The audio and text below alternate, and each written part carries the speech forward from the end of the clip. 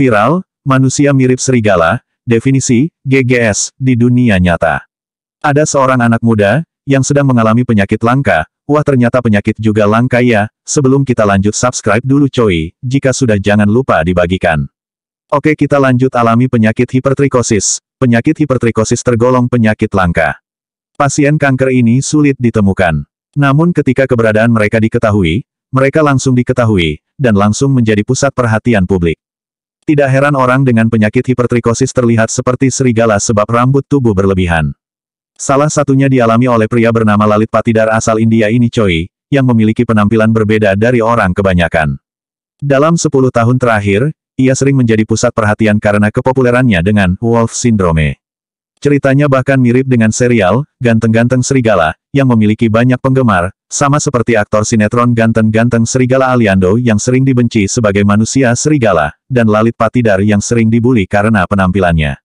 Namun, hal itu tidak menyurutkan semangat yang kini berusia 17 tahun itu. Ia memiliki caranya sendiri dalam menghadapi hinaan hampir setiap hari. Tidak ada obat untuk penyakit yang diderita Lalit Patidar. Kini ia mulai terbiasa dengan julukan manusia serigala yang membuatnya jadi berbeda. Punya julukan, kondisi fisiknya yang bervariasi kerap membuatnya menjadi sorotan. Dia sering dihina dengan julukan aneh dari teman-temannya dan orang-orang di sekitarnya. Dari yang disebut monyet, bahkan yang disebut setan. Teman-teman sekolah saya biasa mengolok-olok saya, mereka meneriaki saya, monyet.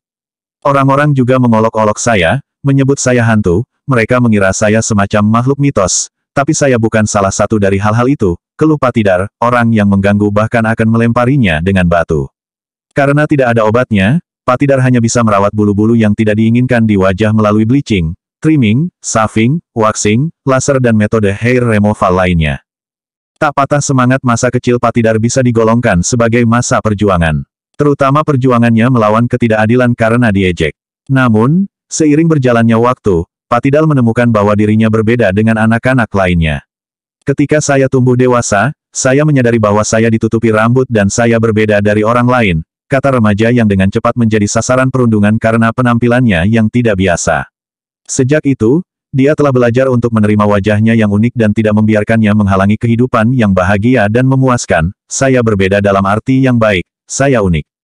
Perlahan-lahan, semua orang di keluarga saya mulai merasa normal, dan teman-teman saya memberi saya banyak dorongan, kata Patidar. Manfaatkan keunikannya. Setelah menerima takdirnya untuk menjadi unik, Patidar mulai ngeblog dan membuat video dengan tujuan menjadi YouTuber terkenal di masa depan. Pada akhirnya, ia merasa bahwa penampilan tidak boleh menghalangi seseorang untuk mengejar mimpinya. Saya harus belajar banyak dalam perjalanan ini, dan yang paling penting adalah saya harus tahu bahwa saya adalah satu dari sejuta. Saya tidak bisa menyerah dan menjalani hidup sepenuhnya, saya tidak bisa menyerah dan jalani hidup sepenuhnya, kata remaja itu seperti dikutip New York Post. Selalu ingin maju dan bahagia, ini bukan pertama kalinya terjadi rambut manusia yang berlebihan, tetapi jumlahnya jarang. Ini adalah gambar Julia Pastrana abad ke-19 dan awal abad ke-20, seorang pemain Meksiko yang dikenal di sirkuit sirkus sebagai Lady Bear karena wajahnya yang lebat. Dalam contoh baru-baru ini beberapa tahun yang lalu, anak-anak di Spanyol menumbuhkan rambut di sekujur tubuh mereka setelah secara tidak sengaja meminum obat rambut rontok karena gangguan pencernaan.